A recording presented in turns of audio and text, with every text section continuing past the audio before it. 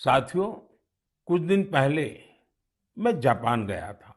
अपने कई कार्यक्रमों के बीच मुझे कुछ शानदार शख्सियतों से मिलने का मौका मिला।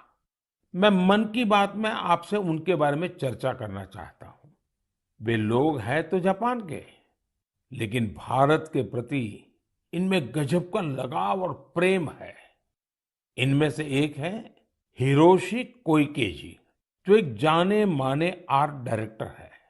आपको ये जानकर बहुत ही खुशी होगी कि इन्होंने महाभारत प्रोजेक्ट को डायरेक्ट किया है। इस प्रोजेक्ट की शुरुआत कंबोडिया में हुई थी और पिछले 9 सालों से ये निरंतर जारी है। हिरोशी कोइके जी हर काम बहुत ही अलग तरीके से करते हैं। वे हर साल एशिया के किसी देश की यात्रा करते हैं और वहाँ लोकल आर्टिस्ट और म्यूजिशियंस के साथ महाभारत के कुछ हिस्सों को प्रोड्यूस करते हैं। इस प्रोजेक्ट के माध्यम से उन्होंने इंडिया, कंबोडिया और इंडोनेशिया सहित 9 देशों में प्रोडक्शन किए हैं और स्टेज परफॉर्मेंस भी दी है। हिरोशी कोइके जी उन कलाकारों को एक साथ लाते हैं जिनका क्लासिकल और ट्रेडिशनल एशियन परफॉर्मिंग आर्ट्स में डाइवर्स बैकग्राउंड रहा है। इस वजह से उनके काम में विविध रंग देखने को मिलते हैं। इंडोनेशिया, थाईलैंड, मलेशिया और जापान के परफॉर्मर्स जावा नृत्य, बाली नृत्य, थाई नृत्य के जरिए इसे और आकर्षक बना देते हैं। खास बात यह है कि इसमें प्रत्येक परफॉर्मर अपनी ही मातृभाषा में बोलता है और कोरियोग्राफी बहुत ही खूबसूरती से इस विविधता को प्रदर्शित करती है। और म्यूजिक की डाइवर्सिटी इस प्रोडक्शन को और जीवंत बना देती है।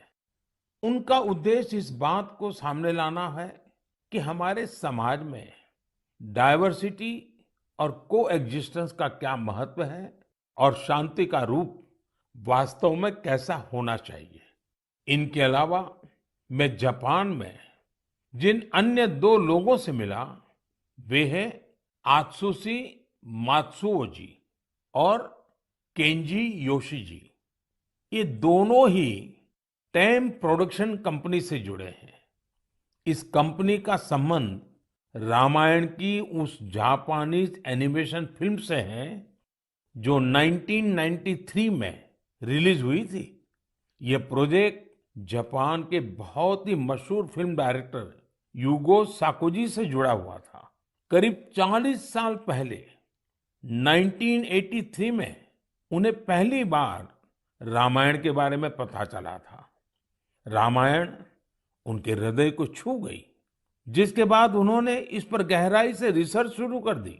इतना ही नहीं, उन्होंने जापानी भाषा में रामायण के 10 वर्जन्स पढ़ डाले और वो इतने पर ही नहीं रुके, वे इसे एनिमेशन में भी उतारना चाहते थे।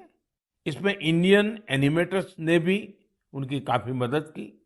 उन्हें फिल्म में दिखाए गए भारतीय रीति रिवाजों और परंपराओं के बारे में गाइड किया गया। उन्हें बताया गया कि भारत में लोग धोती कैसे पहनते हैं, साड़ी कैसे पहनते हैं, बाल कैसे बनाते हैं, बच्चे परिवार के अंदर एक दूसरे का मान सम्मान कैसे करते हैं, आशीर्वाद की परंपरा क्या होती है, प्रातः उठ करके अपने घर के जो सीनियर है उनको प्रणाम करना, उनके आशीर्वाद लेना, ये सारी बातें अब 30 सालों के बाद यह एनिमेशन फिल्म फिर से 4K में रीमास्टर की जा रही है। इस प्रोजेक्ट के जल्द ही पूरा होने की संभावना है।